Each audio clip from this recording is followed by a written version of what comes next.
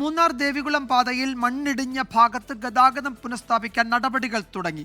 മണ്ണുമാന്തി യന്ത്രം ഉപയോഗിച്ച് ദേശീയപാത സഞ്ചാരയോഗ്യമാക്കുന്നതിനാണ് ഇപ്പോൾ മുൻഗണന.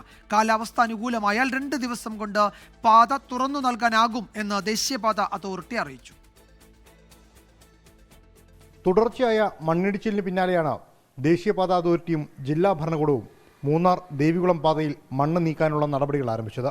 താരതമ്യേന പരിസ്ഥിതി ദുർബല പ്രദേശമായതിനാൽ വീണ്ടും മണ്ണിടിയുമോ എന്ന ആശങ്കയും ജില്ലാ ഭരണകൂടത്തിനുണ്ട്.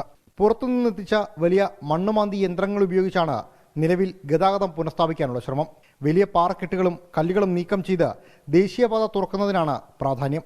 തെളിഞ്ഞ കാലാവസ്ഥ തുടരുകയാണെങ്കിൽ 2 ദിവസത്തിനകം പാത തുറക്കാനാകുമെന്നാണ് പ്രതീക്ഷ. കാലാവസ്ഥ അനുകൂലമാകുന്ന മുറയ്ക്ക് നമ്മൾ മണ്ണ് നീക്കം ചെയ്യുന്ന നടപടികളിലേക്ക് കടക്കുന്നതായിരിക്കും. അതിന് ഏകദേശം ഒരു മണ്ണ് പൂർണ്ണമായിട്ട് മാറ്റി ഗതാഗത യോഗ്യമാക്കാൻ കുറഞ്ഞതൊരു 1-2 ദിവസമെങ്കിലും സമയമെടുക്കുമെന്നാണ് NHA അധികൃതർ അറിയിച്ചിട്ടുള്ളത്. മൂന്നാർ ബോട്ടാണിക്കൽ ഗാർഡന് സമീപത്ത് കഴിഞ്ഞ ദിവസം മണ്ണിടിച്ചിലിൽ ഒരാൾക്ക് ജീവൻ നഷ്ടമായിരുന്നു. 2018 മണ്ണിടിഞ്ഞ അതേ സ്ഥലത്താണ് വീണ്ടും മണ്ണിടിച്ചിലുണ്ടായിരിക്കുന്നത്. മണ്ണ് നീക്കി ഗതാഗതം പുനഃസ്ഥാപിക്കുന്നതിനോടൊപ്പം പ്രദേശത്ത് ഇത്തരം സംഭവങ്ങൾ ആവർത്തിക്കാതിരിക്കാൻ വേണ്ട നടപടികളും സ്വീകരിക്കുമെന്നാണ് ജില്ലാ ഭരണകൂടം നൽകുന്ന ഉറപ്പ്. വിനോദസഞ്ചാരികൾക്ക് പുറമെ തമിഴ്നാടുമായി ബന്ധിപ്പിക്കുന്ന പ്രധാന പാതയിലാണ് അപകടം ആവർത്തിക്കുന്നത്. പ്രശ്നത്തിന്റെ വ്യാപ്തി ഇത് വർദ്ധിപ്പിക്കുന്നുമുണ്ട്. 24 ഇടുക്കി.